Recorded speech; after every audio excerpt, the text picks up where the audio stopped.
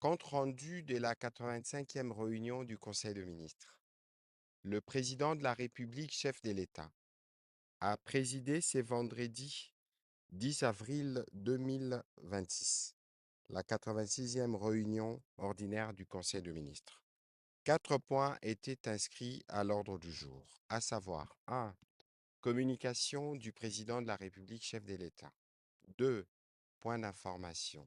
3. Approbation d'un relevé des décisions du Conseil de ministres. Et 4. Enfin, examen et adoption de texte. La communication du président de la République a porté sur 3 points principaux, à savoir 1. De la reconnaissance du statut de ville sainte à la cité d'Enkamba. Le président de la République tient à sa volonté de faire de la cité d'Enkamba une ville sainte, telle que déclarée solennellement lors de sa participation à la commémoration du 6 avril 2026. Cela fait également suite aux multiples demandes formulées par les responsables de l'Église kimbanguiste, tant lors des échanges directs avec lui-même que par l'entremise des émissaires en audience pour la reconnaissance officielle de ses statuts. Il a rappelé que la cité d'Enkamba, située dans la province du Congo central, constitue l'un des hauts lieux spirituels et historiques le plus important de la République démocratique du Congo. Ces lieux d'origine de la mission spirituelle de Simon Kimbangu, Kamba est reconnu par de millions de fidèles comme la Nouvelle Jérusalem et représente aujourd'hui le centre mondial de pèlerinage de l'Église kimbanguiste. En effet, chaque année, cette cité accueille de pèlerins venus de toutes les provinces de notre pays ainsi que de nombreux fidèles provenant de plusieurs régions du monde. Ces rayonnements spirituels exceptionnels confèrent à cette cité une importance religieuse, culturelle et patrimoniale majeure pour notre nation. Ils rappellent le courage spirituel, la dignité et la résistance morale incarnée par le prophète Simon Kimbangu dans les messages de foi, de justice et d'émancipation a profondément marqué l'histoire de notre nation et contribué à l'éveil de la conscience africaine face aux injustices de l'époque coloniale. Le président de la République a souligné qu'une telle reconnaissance vise notamment à préserver le caractère spirituel de ces sites, à organiser les activités de pèlerinage, à protéger son patrimoine religieux et à promouvoir son rayonnement international. Dans cette perspective, il a engagé les gouvernements à enclencher dès à présent les processus devant conduire à la reconnaissance du statut de ville sainte à la cité d'Enkamba.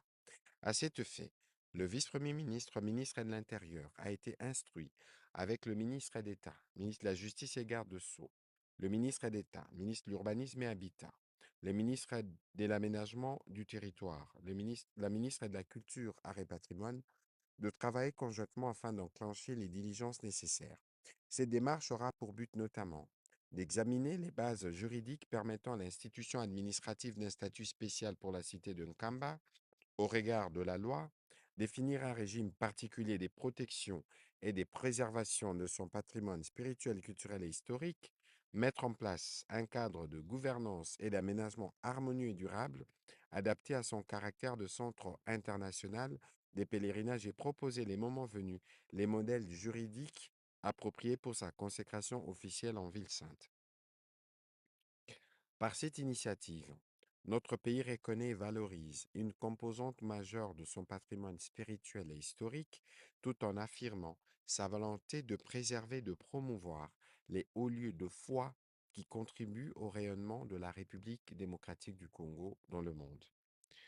Le deuxième point de la communication du président de la République a porté sur les suivis de réforme de notre appareil diplomatique. C'est référent à sa communication faite lors de la 83e réunion du Conseil de ministres du 20 mars 2026 relative à la prise en charge systématique des diplomates et des missions diplomatiques de la République démocratique du Congo, le président de la République a insisté sur la nécessité d'assurer un suivi rigoureux et soutenu des réformes engagées au sein de notre appareil diplomatique afin de consolider l'efficacité, la cohérence et la crédibilité de l'action extérieure de notre pays.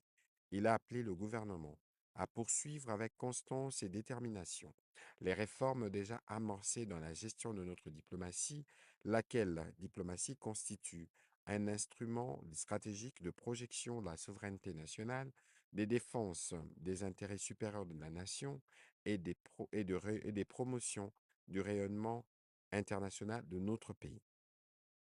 À ce titre, elle doit s'inscrire résolument dans une dynamique permanente de modernisation, de professionnalisation et de rationalisation de ses modes de fonctionnement afin de répondre aux exigences d'un environnement international de plus en plus compétitif et exigeant.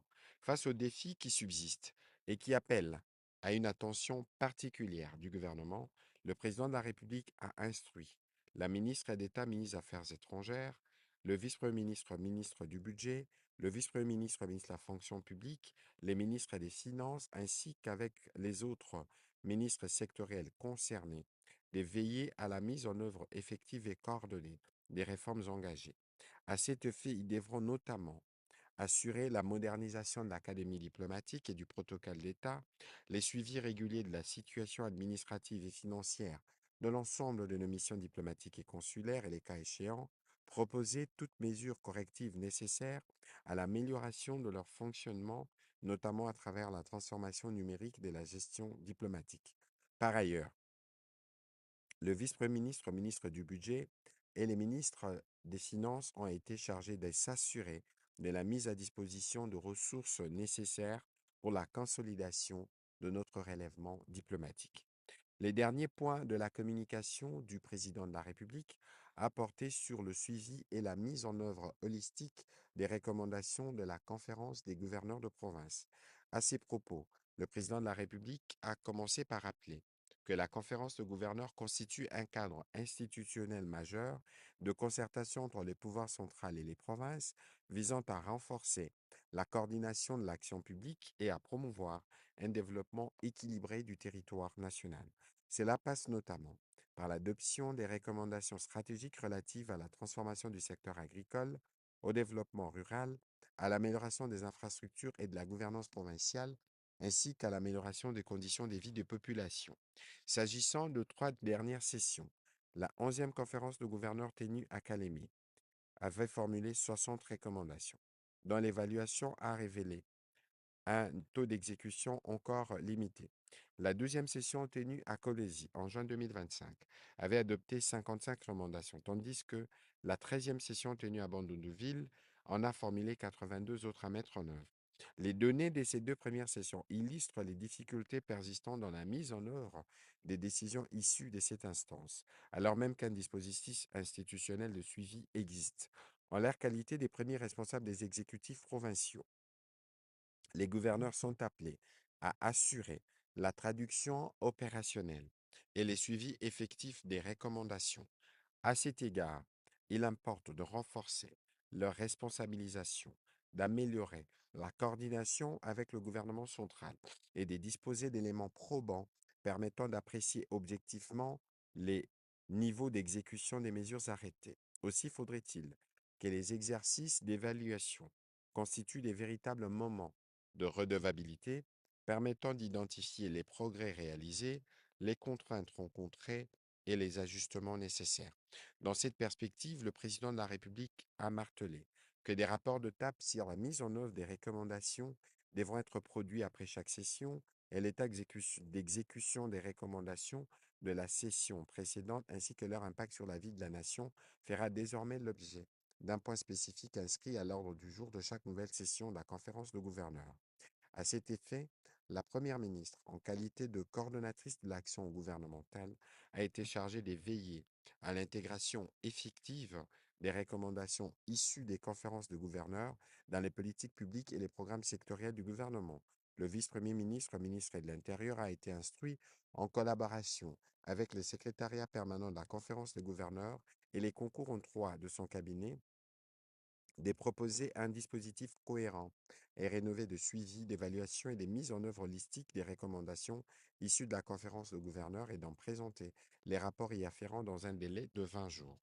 Au deuxième chapitre du Conseil de ministres de ce jour, relatif aux points d'information, État et administration du territoire, le vice-premier ministre, ministre de l'Intérieur, décentralisation et affaires coutumières, a présenté au Conseil de rapport sur l'état de territoire national. Au cours de la semaine qui s'achève, l'état d'esprit de la population a été globalement marqué par les bons déroulements des activités d'accueil des léopards seniors, foot par la population après leur qualification à la Coupe du Monde. L'opinion a salué les professionnalismes de la police nationale dans l'encadrement sans incident de la foule. L'attente de la relance des négociations entre le gouvernement et les représentants de la FCM 23 en Suisse, ainsi que la satisfaction notée à la suite de l'annonce faite par le président de la République de l'élévation de la cité d'Enkamba au statut des villes saintes. Au chapitre du banditisme et de la criminalité, en exécution des instructions de la haute hiérarchie formulées lors de la réunion du Conseil de ministres du 13 mars 2026, le vice-premier ministre a informé les conseils qu'il s'est tenu une séance de travail avec les responsables des services de sécurité élargis au ministère de Postes et télécommunications, l'ARPTC ainsi qu'aux opérateurs de télécom. Les analyses menées ont mis en évidence les recours massifs au service des télécoms par les auteurs des actes criminels. Dans l'attente de la mise en œuvre effective du fichier national d'identification, il apparaît indispensable d'adopter des mesures urgentes, pragmatiques et immédiatement applicables. Il s'agit entre autres de définir des exigences renforcées et obligatoires d'identification pour l'acquisition de cartes SIM, de formuler des mesures visant à limiter le nombre de cartes SIM par individu, d'élaborer une stratégie nationale de relance de la campagne d'identification et de sensibilisation des abonnés incluant les zones rurales, de formuler des dispositions spécifiques relatives à l'identification des abonnés étrangers. Au chapitre des sinistres et catastrophes, un naufrage a été signalé dans la province du Congo central et une pluie torrentielle a fait des dégâts matériels et humains, respectivement le 4 avril dans la province de Maïndombe et le 5 avril dans la province du Sud Kivu. Toujours sur ces chapitres sécuritaires, le vice-premier ministre, ministre de la Défense nationale, a fait le point de la situation opérationnelle, principalement dans les provinces du Nord Kivu, du Sud Kivu et des Littoris. Il a été complété pour la partie concernant le Congo central, la ville-province de Kinshasa et les provinces, les ex-provinces du Grand Bandundu par le ministre délégué chargé des anciens combattants qui a le lead du gouvernement dans les traitements de la question des Mobondo. Au chapitre, au sujet plutôt de la situation épidémiologique, le ministre de la Pêche, représentant le ministre de la Santé publique, a présenté la situation sanitaire dans le pays, caractérisée essentiellement par l'épidémie de choléra. On a noté une très légère baisse des cas suspects, passant de 1161 à 1157, avec 12 décès enregistrés, soit une létalité de 1% contre 0,5% la semaine précédente. La notification du nombre des cas est toujours au-dessus de la barre de 1000 cas par semaine. La province du Sud Kivu reste la plus touchée au cours de cette semaine avec 234 nouveaux cas suspects et 6 décès. Dans la ville-province de Kinshasa, 51 nouveaux cas suspects et aucun décès ont été rapportés durant cette semaine, contre 89 cas et aucun décès à la 12e semaine. Par ailleurs, depuis le 23 mars 2026, des cas suspects de choléra sont notifiés dans la prison de Manzangungu suite au transfert des détenus en provenance des cachots de Luozi. Au 8 avril 2026, les cumuls s'élèvent à 160 cas, dont 13 décès au total. 2 pavillons sont touchés sur 11 que compte la prison. Plusieurs actions sont en cours pour la prise en charge de cette situation. Note d'information relevant du secteur de transport et voies de communication. Le vice-premier ministre, ministre de Transport et Voies de communication, a présenté au Conseil le Plan national de sécurité routière PNSR. Il a indiqué que l'élaboration de ces plans nationaux s'inscrit dans la mise en œuvre de l'instruction du président de la République et vise à lutter contre les accidents des circulations routières qui causent des lourdes pertes en vies humaines et endeuillent les familles. L'examen du diagnostic de sécurité routière relève de manière non exhaustive des constats majeurs qui permettent d'identifier les causes profondes des risques routiers et d'orienter les priorités d'action en matière de prévention et de régulation. Au nombre de ces constats, ici est de relever l'état des engins, le cadre légal et réglementaire, les facteurs humains et l'état des infrastructures routières. Plus explicitement, Les PNSR visent la réduction de moitié du nombre de morts sur les routes à l'horizon 2030. Ils s'articulent autour de quelques objectifs spécifiques, notamment l'actualisation du code de la route ou encore rendre socialement inacceptable le comportement à risque et à renforcer l'éducation et la sensibilisation à la sécurité routière, faire progresser la sécurité des infrastructures routières.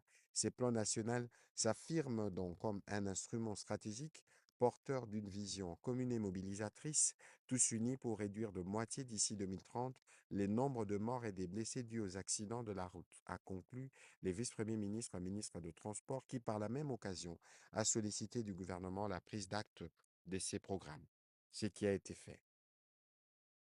Note d'information relevant du secteur de l'industrie. Le ministre d'État, ministre de l'Industrie ad intérim, a entretenu les conseils sur la nécessité d'un large appui gouvernemental pour le recouvrement des créances en souffrance du Fonds de promotion de l'industrie estimé à environ 300 millions de dollars pour les financements de projets structurants. Faisant suite à cette préoccupation, il a demandé au conseil d'administration du FPI de faire auditer le portefeuille des dites créances aux fins d'un côté de définir une stratégie plus appropriée et efficiente de recouvrement et de l'autre de détecter d'éventuels dysfonctionnements internes pouvant découler soit d'une organisation impertinente, soit du manque de compétences, soit encore de la persistance de pratiques informelles dans l'octroi de ressources aux porteurs de projets. Cependant, au regard de la nature des dites créances, les dettes étant reconnues, les montants déterminés, les échéances dépassées et les débiteurs identifiés, attendre les conclusions de cet audit pourrait causer un préjudice financier, tant au FPI lui-même qu'au secteur industriel dans son ensemble, particulièrement en ce moment où l'économie congolaise dans son ensemble et les secteurs industriels en particulier ont grandement besoin des ressources financières.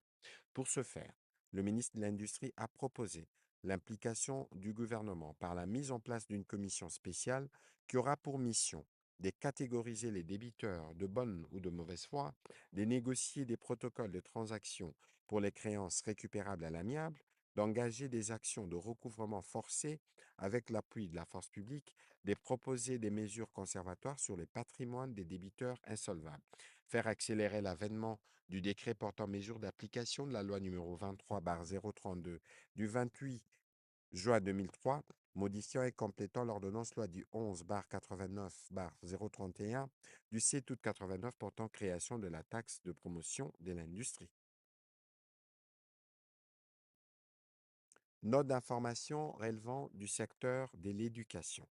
La ministre d'État, ministre de l'Éducation nationale et Nouvelle Citoyenneté, a informé le Conseil de l'organisation de la 13e édition de la Semaine de la science et des technologies. Organisée depuis 2014, elle est inscrite pour sa 13e édition au calendrier scolaire officiel. À ce titre, cette édition revêt désormais un caractère institutionnel et structurant pour l'ensemble du système éducatif national. Placée cette année sous le thème Au cœur du geste technique, elle vise à rapprocher l'école de la pratique, à valoriser les filières scientifiques, techniques et professionnelles, à susciter des vocations chez les jeunes, notamment chez les filles, et à renforcer les passerelles entre l'éducation, la recherche, l'innovation et le monde du travail. Bien plus, cette édition s'inscrit dans une logique de développement des compétences, d'apprentissage par l'expérimentation et d'orientation des apprenants vers les secteurs porteurs pour l'économie nationale. Après qu'elle a présenté l'agenda des activités prévues, la ministre d'État, ministre de l'Éducation nationale, a sollicité l'implication des ministères sectoriels concernés, directement ou indirectement par cette importante célébration, pour marquer le soutien de la République démocratique du Congo aux sciences et aux technologies. Septième note d'information du Conseil de ministres de ce jour, présenté par le ministre du Commerce extérieur et portant sur l'appropriation de l'accord de facilitation des investissements AFID par le gouvernement de la République démocratique du Congo. Il a rappelé les objectifs de la FID. Il s'agit, entre autres, d'améliorer la transparence des règles, d'une part, entre les gouvernements et d'autre part, les gouvernements et les entreprises, d'établir des normes claires et cohérentes à l'échelle mondiale en matière de facilitation des investissements, simplifier et accélérer les procédures administratives, mettre en place un cadre mondial favorisant les meilleures pratiques, offrir une assistance technique adéquate aux pays le moins avancés et aux pays en développement. Par ailleurs, dans les cas de l'élaboration du document programme pays, lesquels prévoient les déploiements d'un plan multisectoriel inclusif fondé sur une production abondante, spécialisée par filière et à forte valeur ajoutée, afin de satisfaire les besoins du marché local et de conquérir des parts importantes dans les marchés régionaux et internationaux, les investissements directs étrangers constituent un levier stratégique pour le développement des secteurs agricoles, industriels, miniers et les services de la République démocratique du Congo. De la nécessité pour le gouvernement de la République démocratique du Congo de s'élancer dans l'appropriation de ces nouveaux accords de facilitation des investissements pour le développement en vue de tirer les maximums des dividendes liés à la mise en œuvre effective du dit accord. Cela nécessite la poursuite des réformes majeures qui renforcent la transparence, la lutte contre la corruption et la modernisation de nos administrations, a conclu les ministres du Commerce extérieur. Note d'information relevant du secteur des infrastructures et des travaux publics. Le ministre des Infrastructures et Travaux publics a informé le Conseil de l'approbation du projet de construction du viaduc Bédengaliema. En effet, face à la persistance du phénomène de embouteillages qui paralyse la ville-province de Kinshasa, les axes menant vers le centre-ville, principalement la Gombe, demeurent particulièrement saturés. Le ministre des Infrastructures et Travaux publics a indiqué avoir initié un projet afin de décongestionner efficacement la rocade nord-ouest ainsi que la route de Matadi. Ces projets d'envergure visent à créer un contournement stratégique de la place Kitambo Magasin et de l'axe Kitamo Boulevard Monjiba Sosimat, zone de forte congestion. L'ouvrage, d'une longueur de 3,50 km en configuration 2 fois 2 voies, est conçu pour établir une liaison directe entre les rocades nord-ouest et nord-est. Le tracé prendra son origine sur l'avenue du Tourisme à hauteur de l'hôpital de la Rive, passera par le site de Chanik pour déboucher directement sur le boulevard Tchatchi à proximité de l'hôtel Pullman, vitesse des références estimée entre 60 à 80 km/h, accès par échangeur et rampe contrôlée tracée sur la bordure fluviale et route urbaine. Le Conseil a pris acte de cette note d'information. Important d'eau produit à cause du mauvais état de réseau des distributions qui date de plus de 50 ans, les manques de pièces de rechange et d'équipements pour l'entretien du réseau et les réparations de fuites d'eau. La lutte contre les érosions causées par les pluies qui dégradent l'état du réseau. Par ailleurs, les paiements de consommation d'eau des instances officielles et surtout l'application du nouveau tarif de vente d'eau constituent les principaux moyens pouvant permettre à la Régie des eaux de mettre en œuvre les 10 plans. En exécution de ce plan, les experts du ministère de l'Économie et des Ressources hydrauliques et électricité ont procédé à l'examen d'une proposition de tarif de vente d'eau avec l'implication de la Régie des eaux tenant compte des catégories sociales les plus vulnérables. À la faveur de ce nouveau tarif, la Régie des eaux pourra lancer des actions nécessaires pour résoudre les problèmes opérationnels en rapport avec la distribution de l'eau dans la ville-province de Kinshasa. Le ministre des Ressources hydrauliques et électricité a été complété par le vice-premier ministre, ministre de l'économie nationale, qui est revenu notamment sur la nécessité de faire un audit, notamment sur les universités dites publiques qui, pour la plupart, s'approvisionnent sans paiement de facture à la Régie des eaux. Note d'information relevant du secteur du tourisme. Les ministres du Tourisme a informé le Conseil de la participation de la République démocratique du Congo à la foire internationale du tourisme qui sera organisée à Durban, République d'Afrique du Sud, du 11 au 14 mai prochain. Cette foire est à la fois un grand salon international du tourisme en Afrique qui réunit les agences de voyage, hôtels, compagnies aériennes et des investisseurs, ainsi que des acheteurs internationaux et une vitrine pour la promotion des destinations des pays africains et des créations des partenariats. Elle vise non seulement à permettre aux pays africains de présenter les meilleurs produits touristiques du continent, mais également à favoriser la collaboration entre pays plutôt que la compétition.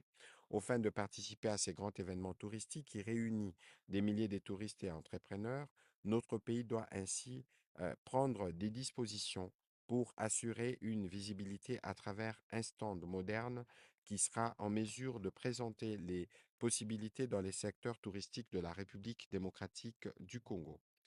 Dernière note d'information présentée au Conseil de ministres de ce jour, le ministre de Sport et Loisirs a présenté les rapports relatifs aux préparatifs des Léopards pour leur participation à la Coupe du Monde au mois de juin prochain. En effet, 52 ans après sa première participation, notre pays retourne cette année à la phase finale de la plus prestigieuse compétition du monde. Ses succès et les fruits des efforts conjoints du gouvernement et de la volonté personnelle du président de la République, à qui il a rendu un vibrant hommage. Ces retours sur scène ne devraient pas être une simple participation. Elle doit refléter les nouveaux esprits congolais et notre soft power à l'international. Elle implique alors une préparation méticuleuse qui dictera chaque détail sur l'organisation dans et autour de notre sélection nationale. Le ministre des Sports a rappelé que notre pays, placé dans le groupe K, disputera 3 rencontres au premier tour. Le premier, les 17 juin à Houston, aux États-Unis d'Amérique, contre le Portugal, les 23 juin à Guadalajara, au Mexique, contre la Colombie, le 25 juin à Atlanta, aux États-Unis, contre l'Ouzbékistan. Après la qualification historique, saluée par toute la nation, les joueurs sont repartis chacun dans son club pour y disputer les derniers matchs de la saison 2025-2026 et rejoindront la sélection nationale du 1er au 9 juin pour le stage de préparation qui sera ponctué des matchs amicaux face à des équipes ayant le même profil que nos adversaires du groupe K. En vue de préparer un plan stratégique et holistique, une commission de préparation réunissant les experts de son ministère, de la FECOFA et partenaires autour du staff technique a été mandatée pour proposer un programme détaillé, notamment le choix des adversaires en amical, les lieux du stage, le budget prévisionnel et les autres éléments pertinents. Par ailleurs, il est projeté la constitution d'une commission mixte interministérielle en vue d'étudier les modalités, notamment pour l'obtention des visas pour des supporters congolais, mais aussi pour faire de cette participation de la République démocratique du Congo à cette prestigieuse compétition un événement qui portera le rayonnement du pays. Au troisième chapitre du Conseil de ministres de ce jour, relatif à l'approbation d'un relevé des décisions, les membres du Conseil ont approuvé le relevé des décisions prises lors de la 85e réunion ordinaire du Conseil de ministres du vendredi 3 avril 2026. Au dernier chapitre du Conseil de ministres de ce jour, relatif à l'examen et à l'adoption des textes, 2 projets de textes ont été soumis à l'examen du Conseil de ministres de ce jour. Il s'agit, par le ministre de Mines, du projet de décret portant sur l'institution d'une réserve stratégique des substances minérales stratégiques. Il s'agit des substances qui occupent une place prépondérante dans notre économie et qui revêtent une importance capitale sur le marché international.